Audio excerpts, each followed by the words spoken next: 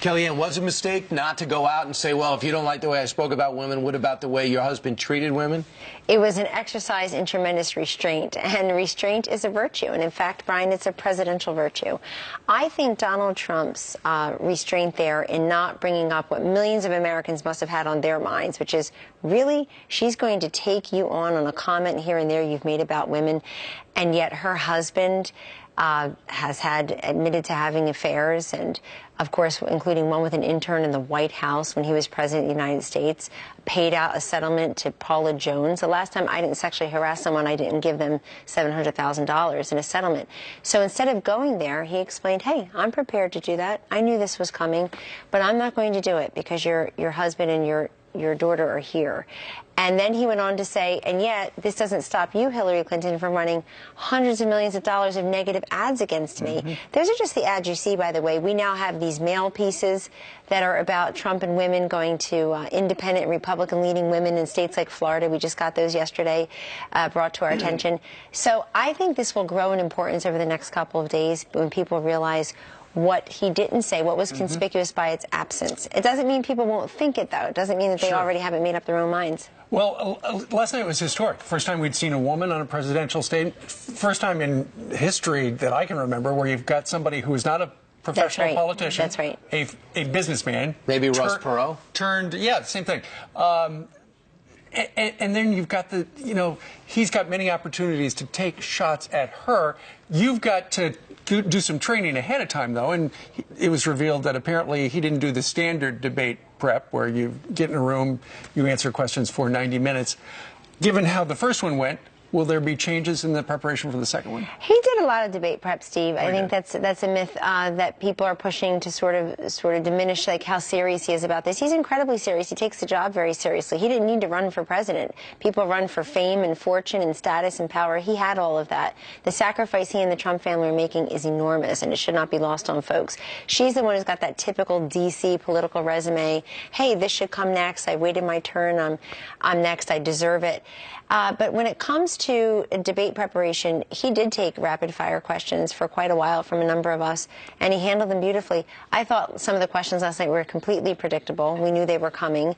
We know what the obsessions are, particularly in the mainstream media, so that didn't come as a surprise. But I also think Donald Trump, if he's guilty of anything, it's answering every single question that's asked of him, as opposed to Hillary Clinton deflecting, and thoroughly, as opposed to her deflecting and trying to get out every single thing she had memorized so we all can see how over-prepared she was. Look, anybody watching that debate last night did not see in Hillary Clinton a change maker, a disruptor, somebody who can credibly say with a straight face she's going to change the status quo in Washington. If you're worried about your job, or you're worried about having a well-paying job, you're concerned about chronic wage stagnation, you think that radical Islamic terrorists are savage murderers and not our, quote, determined enemies, as she famously referred to them in her convention speech, then you know who you're going to vote for. I'm not sure that that changed any minds last night.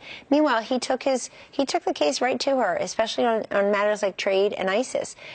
Basically holding her to account for her record and for President Obama's record on those issues. Mr. Podesta was on our set earlier, about an hour ago, and we were talking about campaign manager. Exactly, for Hillary Clinton.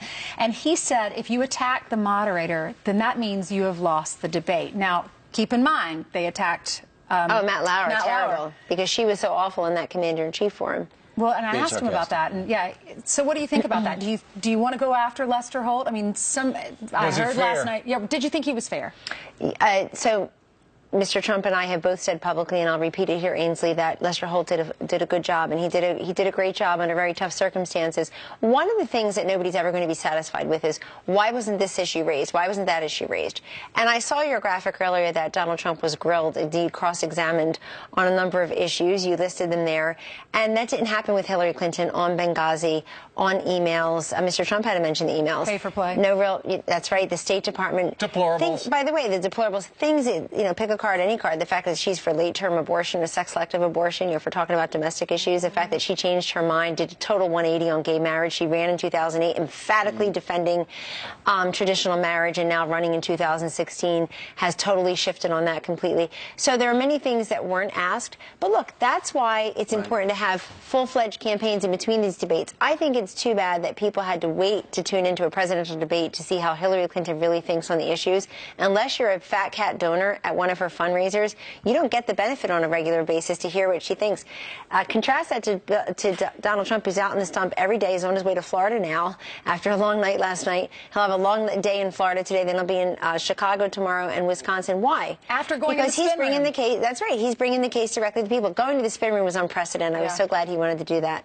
Right, and I'm so weak because you got a great interview. Yeah, thanks. Kellyanne, thank you very much for dropping by. Anytime. Thanks. All right. By the way, we should point out, while we had Donald Trump on the program, we invite Hillary Clinton on the program every day. Same thing for Tim. She's always booked. Anytime she wants to accept that She's preparing for the next debate. Exactly. All right. Meanwhile, on this Tuesday, Donald Trump hammering Hillary Clinton last night on her plan to fight ISIS. I'll take the admirals and I'll take the generals any day over the political hacks that I see that have led our country so brilliantly